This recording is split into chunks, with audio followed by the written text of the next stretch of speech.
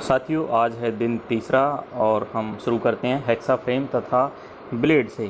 साथियों, hexa frame क्या होता है, ये कितने प्रकार के होते हैं, ब्लेड, साथ ही इसमें जो ब्लेड लगाई जाती है उसके प्रकार में भी आज हम जानेंगे। साथियों चलिए, हेक्सा फ्रेम क्या होता है। हेक्सा फ्रेम मतलब जिसमें हम ब्लेड लगाते हैं उसको हम हेक्सा फ्रेम कहते हैं।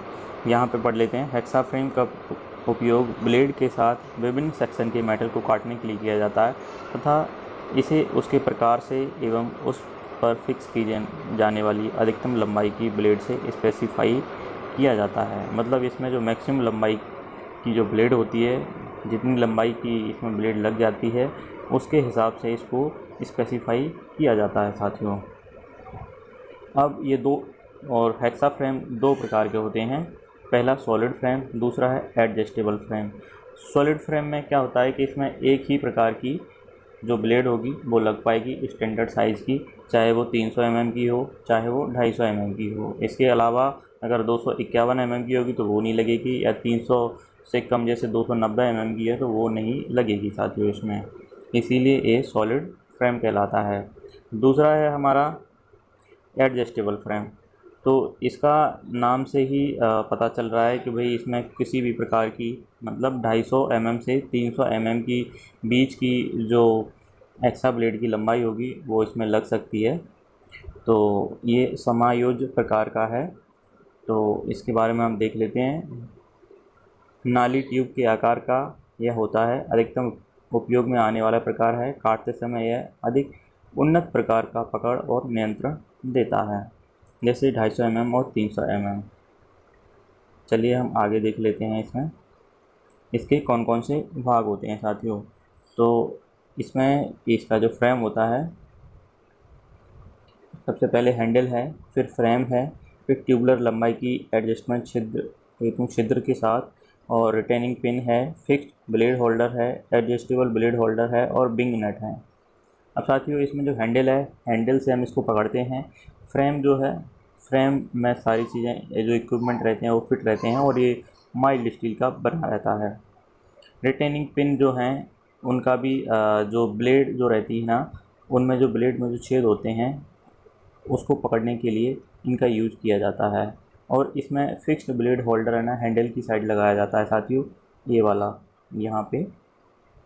और हमारा जो एडजस्टेबल ब्लेड होल्डर है वो यहाँ पे लगाया जाता है, ये आगे पीछे हो जाता है, जिससे ब्लेड की लंबाई को हम कम या ज़्यादा कर सकते हैं। सातवां है आपका बिंग नट। बिंग नट, इसको फ्लाई नट भी बोलते हैं। ये यहाँ से इसको टाइट करता है और जिससे ब्लेड अच्छी तरह से इसमें कस जाती है। चलिए साथियों, आगे चलते हैं हम।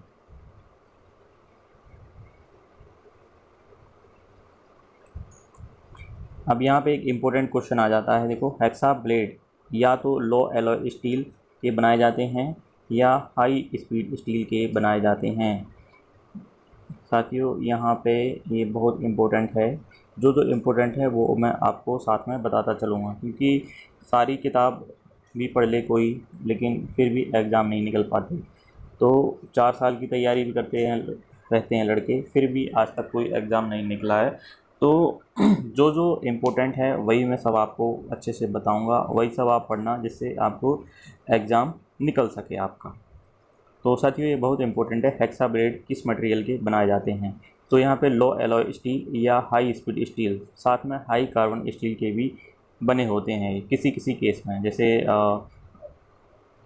वर्कशॉप में जो यूज़ होते हैं, या फिर कहीं ये हाई कार्बन स्टील के भी बने हुए होते हैं, किसी किताब में आपको मिल जाएगा। चलिए हम आगे देखते हैं। हेक्सा ब्लेड है, दो प्रकार के होते हैं। जैसे ये हेक्सा फ्रेम भी दो प्रकार के हैं, ऐसे ब्लेड भी दो प्रकार के होते हैं। पहला होता है ऑल हार्ड ब्लेड, दूसरा होता है फ्लेक्सिबल ब्लेड। तो साथियों, जो ऑल हार्ड जो ब्लेड होता है वो क्या रहता है, ब्लेड की पिनों के बीच की पूरी लंबाई कठोर होती है तथा इसका उपयोग कठोर धातु जैसे टूल स्टील, डाई स्टील तथा कार्बन स्टील के लिए किया जाता है। तो साथियों, जो इसकी जो पिन है दो, ये दोनों इसकी जो पिन है यहाँ पे, ये वाला एक पिन है, ये वाला एक पिन है, ये पिन होल बोलते हैं इनको। तो यहाँ के जो बाद की जो दूरी है, इनको छोड़ के ये हार्ड किया जाता है साथियों। किसे काटने के लिए?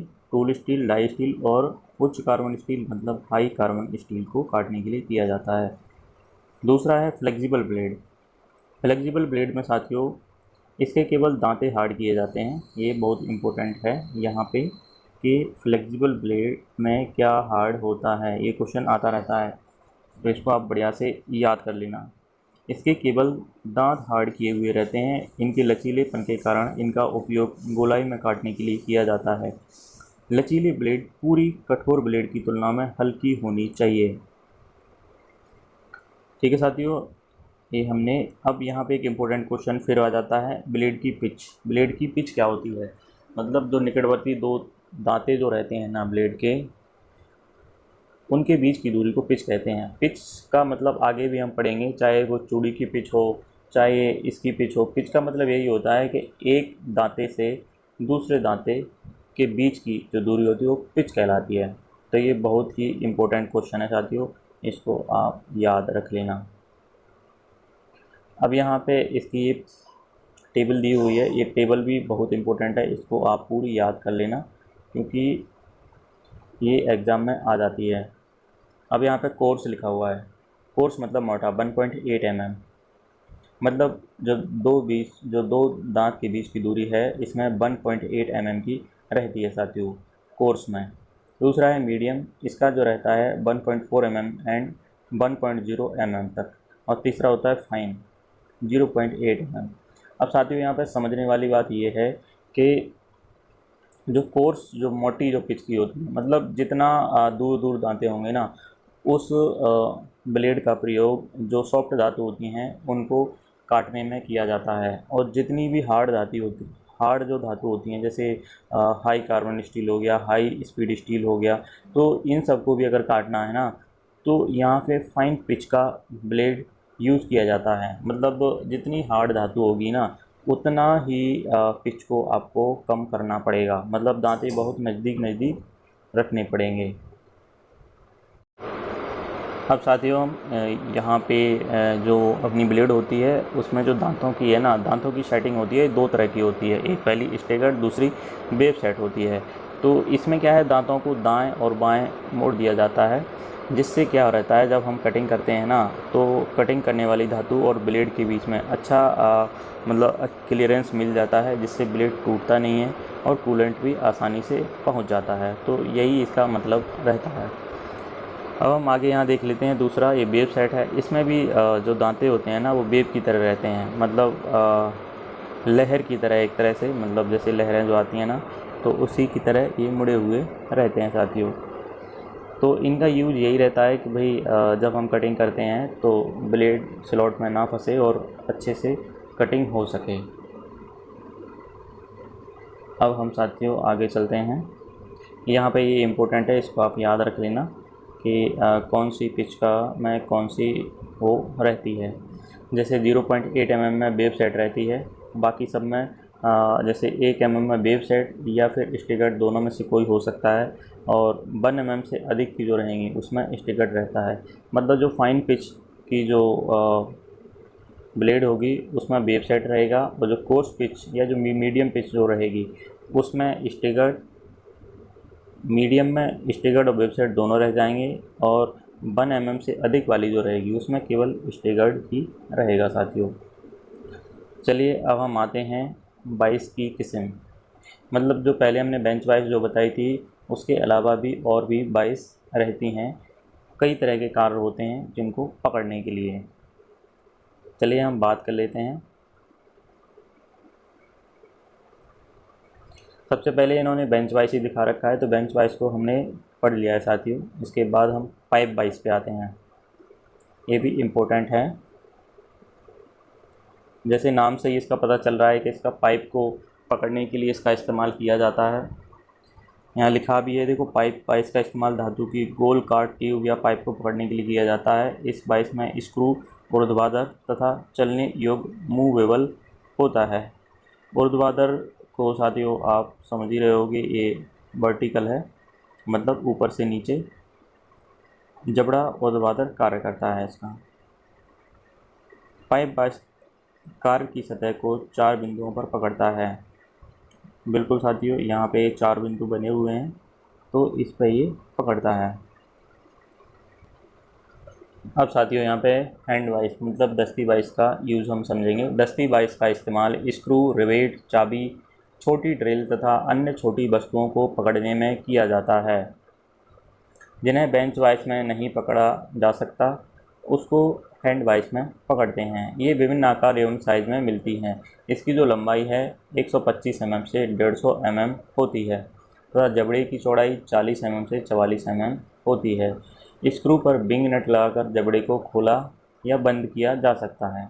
नट को वाइस की एक टांग में लगाकर दूसरे से निकालते हुए लगाया जाता है। तो साथियों, इसमें एक यही इम्पोर्टेंट है कि छोटे कार्य जो रहते हैं जैसे स्क्रू, रिवेट, चाबी, छोटी ड्रिल, इन सबको पकड़ने के लिए किस वाइस का यूज़ किया जाता है। तो इसका आंसर रहेगा हैंड वाइस का। तो इसको याद रख लेना आप, ये भी इम्पोर्टेंट है। इसके बाद हम आते हैं पिन वाइस का। तो पिन वाइस का इस्तेमाल छोटे व्यास के जॉब कार को पकड़ने के लिए किया जाता है। इसमें हैंडल दूसरे सिरे पर एक छोटा कॉलेट चक लगा होता है। चक में लगे जबड़ों के सेट को हैंडल द्वारा घुमाकर संचालित किया जाता है।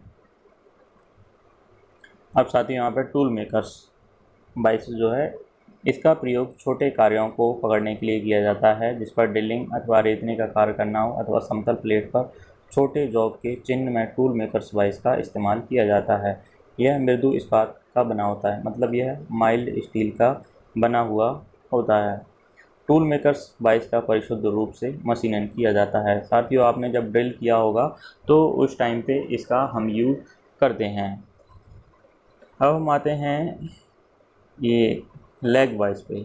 एक होल्डिंग युक्ति है जिसे फोर्जन या बेंडिंग अथवा जैसे जब हम किसी चीज़ को फोर्ज कर रहे होते हैं या बेंड कर रहे होते हैं तो उसमें उन कार्यों में इसका यूज़ किया जाता है। साथियों, इसे भी माइल्ड स्टील से बनाया जाता है।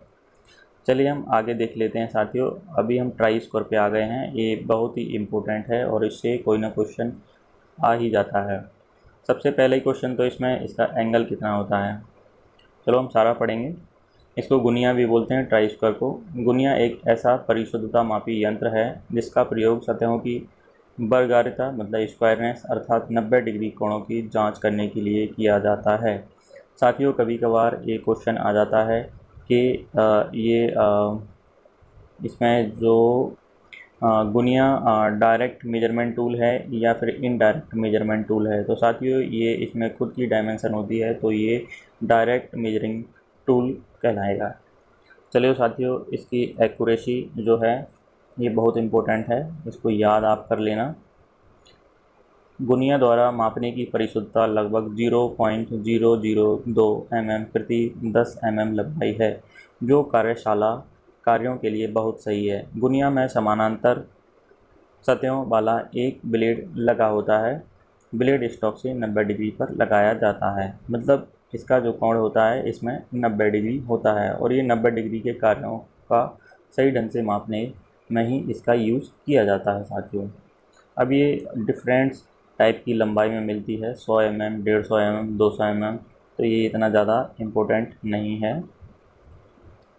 यहाँ पे इसके जो कार्य हैं वो बहुत इम्पोर्टेंट हैं। जैसे यहाँ पे देखिए ये 90 डिग्री का कोण की चेकिंग कर रहे हैं। इसके अलावा यहाँ पे देखिए ये यहाँ समतलता की जांच कर रहे हैं।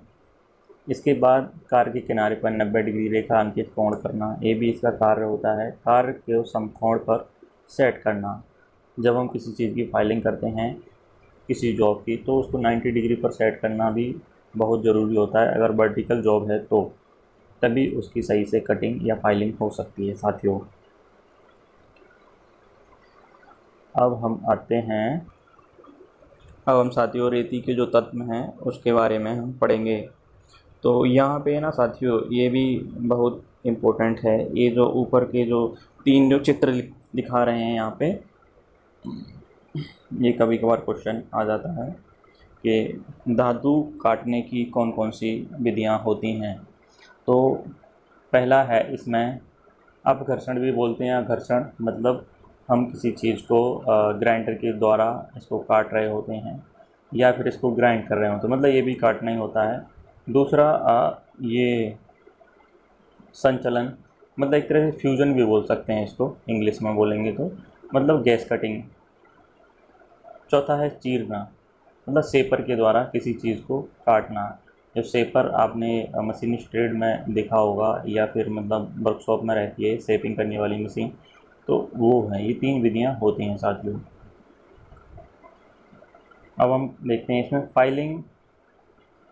एक कार्य से रेती द्वारा फालतू धातु को हटाने की एक पद्धति होती है। रेत एक कटिंग टूल का कार्य करती है, मतलब फाइल एक कटिंग टूल का कार्य करती है। रेती को किस प्रकार पकड़ना है इसमें सभी दिखाया गया है।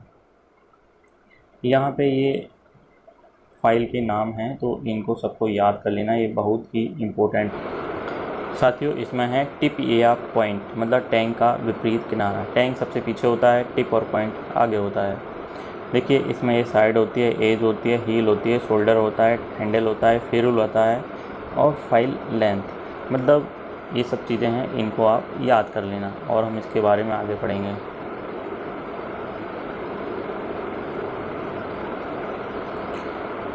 साथियों इसमें जो एक इम्पोर्टेंट क्वेश्चन है उसके बारे में मैं आपको बता रहा हूँ।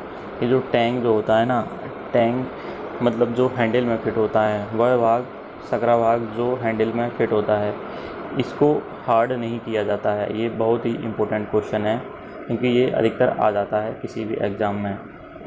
इसको हार्ड नहीं किया जाता है, बाकी जो रेती है, पूरी रेती है, उसको हार्ड एंड टेम्पर किया जाता है साथियों।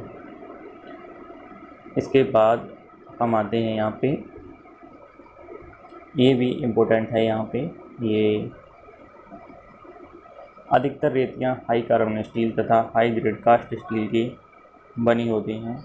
इसके बॉडी वाले भाग को हार्ड एवं टेम्पर किया जाता है, टैंक वाले भाग को हार्ड नहीं किया जाता। देखो साथियों यहाँ पे लिखा हुआ भी है, हम आगे भी आ गए, तो ये बहुत ही इम्पोर्टेंट है। अधिकतर रेतियाँ हाई कार्बन स्टील अथवा हाई ग्रेड कास्ट स्टील की बनी होती हैं। इसके बॉडी वाले भाग को हार्ड एवं टेम्पर किया जाता है, टैंक वाले भाग को हार्ड नहीं किया जाता। इसमें यहाँ से 3-4 क्वेश्चन बन जाते हैं साथियों कि जो फाइल्स होती है वो कौन सी मेटल की बनी होती है, तो हाई कार्बन स्टील या हाई ग्रेड कास्ट स्टील। दूसरा रेती का कौन सा भाग हार्ड और टेम्पर किया जाता है, तो यहाँ पे हम देख लेंगे इसकी बॉडी वाले भाग को हार्ड और टेम्पर किया जाता है।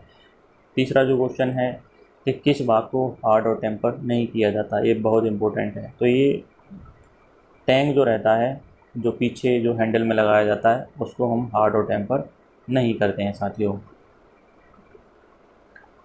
आज के लिए बस इतना ही।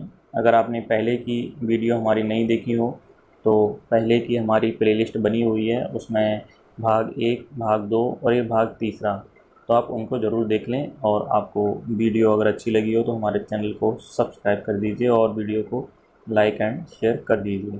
Thank you so much.